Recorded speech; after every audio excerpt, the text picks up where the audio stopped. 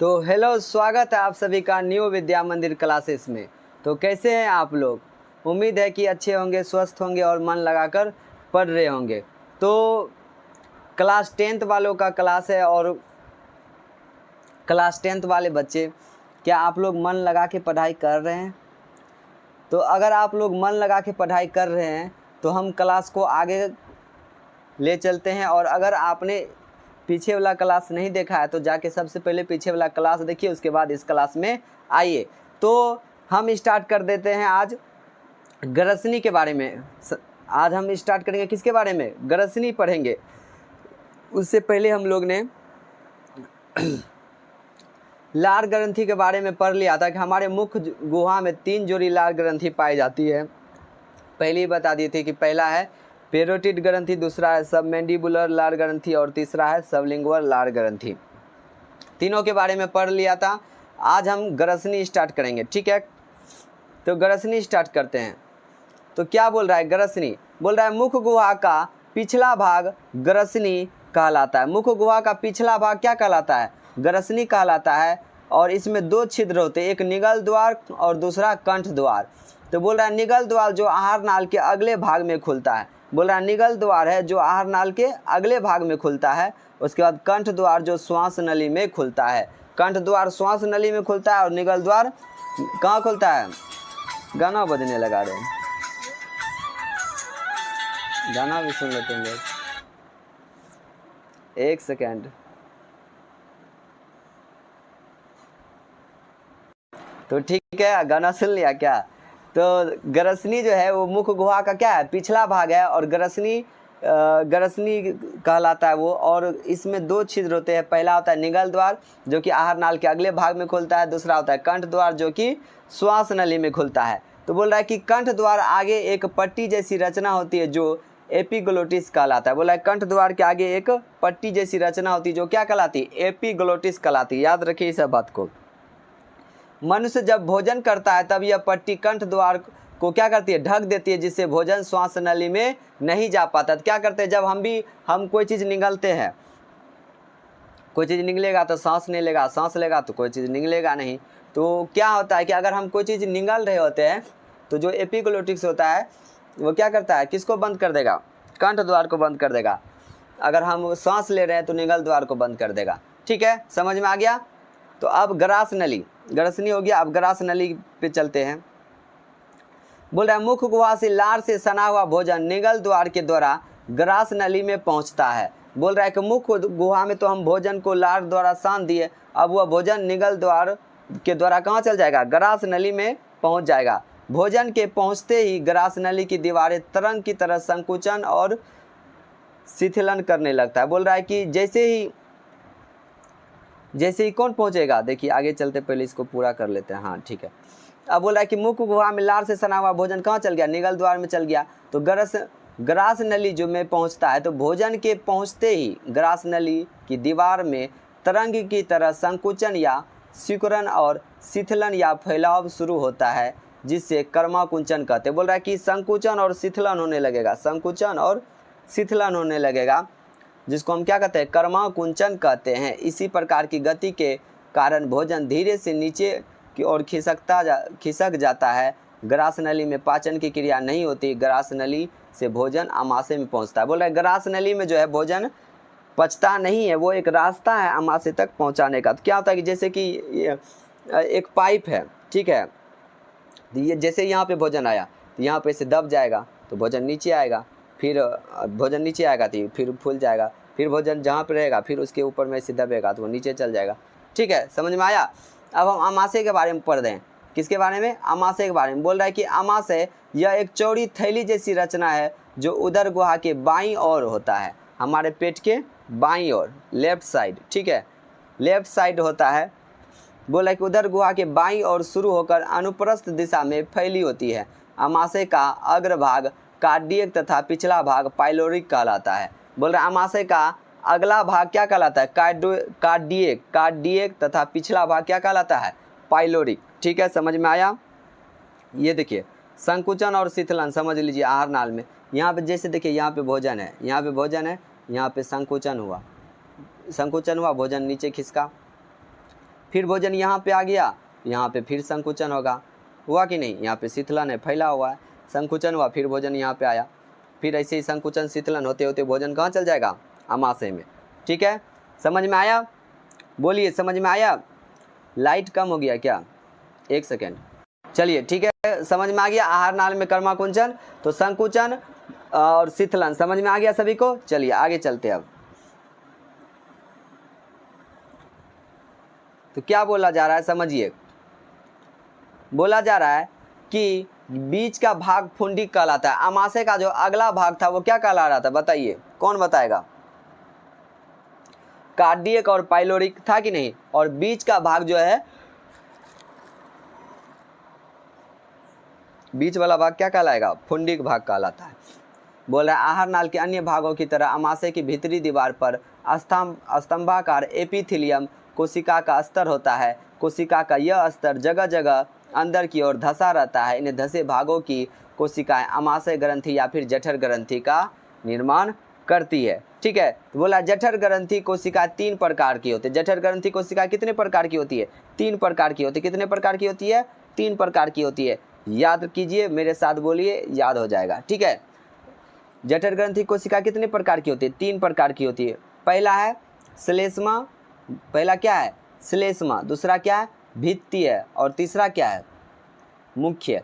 English में बोलेंगे तो म्यूकस कोशिका और अम्लजन कोशिका, यानी कि ऑक्सीनेटिक सेल भी कह सकते हैं, म्यूकस सेल, ऑक्सीनेटिक सेल, या फिर चीफ, या फिर zymogen cell. Zymogen cell, mucous cell, oxyntic cell, zymogen cell. ठीक है, हिंदी में श्लेष्मा, उसके बाद भित्तीय और मुख्य या फिर जाइमोजिन, मुख्य या जाइमोजिन।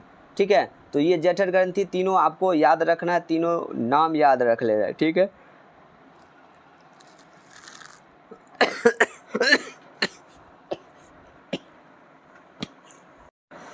चलिए, तो ठीक है, तो जठर ग्रंथि की ये कोशिका 3 प्रकार की होती है। तीनों प्रकार आपको हिंदी में याद रखिए या फिर इंग्लिश में याद रखिए, जैसे ही आपको याद रखना है, आपको जैसे याद रखना है आप उस तरीके से याद रख सकते हैं। तो आगे चलिए, क्या बोल रहा है, इन 3 प्रकार की कोशिकाओं के स्राव को सम्मिलित रूप से जठर रस कहते हैं। बोला इन तीनों कोशिकाओं के स्राव को सम्मिलित रूप को हम क्या कहते हैं, जठर रस कहते हैं। जठर रस में हाइड्रोक्लोरिक अम्ल, म्यूकस और श्लेष्मा तथा निष्क्रिय पेप्सिनोजिन होता है।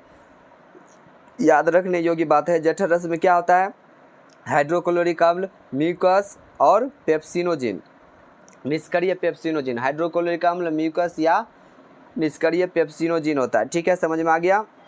आगे चलते हैं,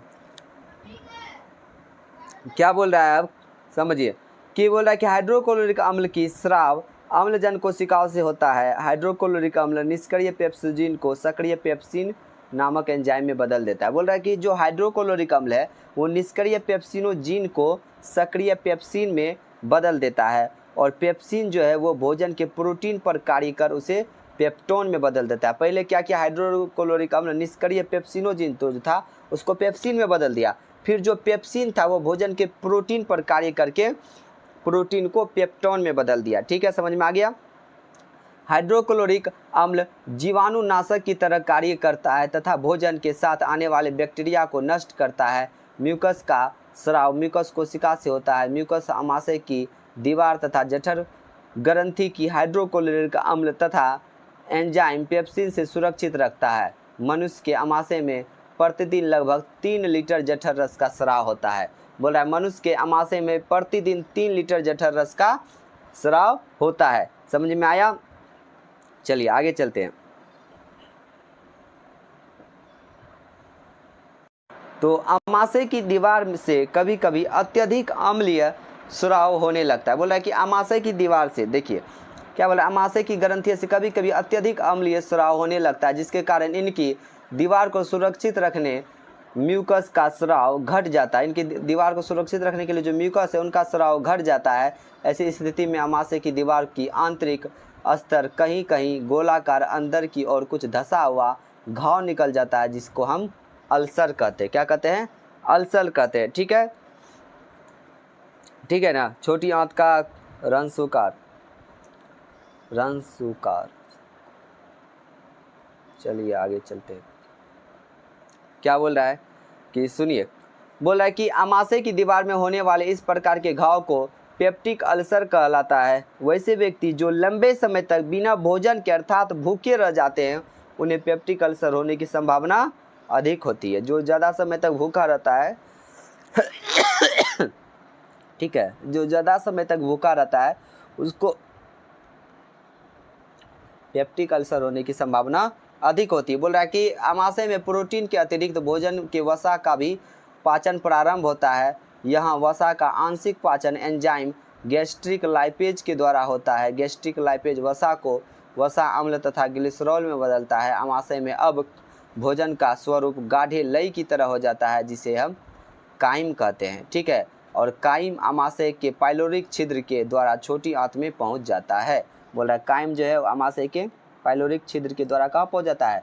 छोटी आंत में पहुंच जाता है। छोटी आंत आहार नाल का सबसे लंबा भाग है। छोटी आंत आहार नाल का क्या है? सबसे लंबा भाग है। तो छोटी आंत के बारे में पढ़ लेते हैं। तो बोल रहा है छोटी आंत आहार नाल का सबसे लंबा भाग है। यह बेलनाकार रचना है। आहार नाल के इस भाग में पाचन की क्रिया पूर्ण होती है। मनुष्य में इसकी लंबाई, किसकी लंबाई? छोटी आंत की लंबाई 6 मीटर से 6 मीटर तथा चौड़ाई 2.5 सेंटीमीटर होता है। ठीक है बताए थे ना आप लोगों को कि शाम में पढ़ाते हैं गला दर्द करने लगता है, वही होने लगा। तो बोला है कि मनुष्य में छोटी आंत की लंबाई जो है 6 मीटर और चौड़ाई 2.5 सेंटीमीटर होता है। भिन्न भिन्न जंतुओं में छोटी आंत की लंबाई अलग अलग होती है। लंबाई सामान्यतः भोजन के किस पर निर्भर करती है? लंबाई सामान्यतः भोजन के प्रकार पर निर्भर करती है। जो शाकाहारी जंतुओं में छोटी आंत की लंबाई अधिक होती है। शाकाहारी जंतुओं में छोटी आंत की लंबाई क्या होती है? अधिक होती है, ताकि सेल्यूलोज का पाचन ठीक से हो सके। मांसाहारी भोजन का पाचन अपेक्षाकृत सरल होता है, इसलिए मांसाहारी जंतुओं में छोटी आंत की लंबाई क्या होती है? कम होती है। छोटी आंत 3 भागों में होता है, गरहनी, जेजुनम, इलियम। छोटी आंत 3 भागों में होता है। बोलिए, गरहनी, जेजुनम, इलियम। गरहनी, जेजुनम, इलियम। बोलिए बोलिए 3 गो भाग, गरहनी, जेजुनम, इलियम। कौन सा है? Garhani, jejunum, ilium. ठीक है, बोला कि गरहनी छोटी आंत का पहला भाग है। गरहनी जो है वो छोटी आंत का क्या है? पहला भाग है, और आमाशय के पाइलोरिक भाग के ठीक बाद शुरू होता है। यह सी के आकार का होता है। गरहनी में लगभग बीचों बीच एक छिद्र के द्वारा एक नलिका खुलती है। यह नलिका 2 भिन्न भिन्न नलिकाओं के आपस में जुड़ने से बनी होती है। इनमें से एक नलिका अग्नाशय वाहिनी तथा दूसरा नलिका मूल पित्त वाहिनी होती है। ठीक है, तो यहीं तक रखिए क्लास। आगे हम अगले क्लास में पढ़ेंगे। अगर आपको कोई भी चीज़ समझने में दिक्कत होता है तो आप कमेंट करके बताइए, उस टॉपिक को हम फिर से पढ़ाएंगे। ठीक है, और तब तक के लिए हंसते रहिए, मुस्कुराते रहिए और मन लगाकर पढ़ते रहिए। ठीक है, ऑल द बेस्ट। तैयारी कीजिए, अच्छे से तैयारी कीजिए और रिजल्ट ज़रूर अच्छा होगा। ठीक है, तबीयत थोड़ा खराब हो गया।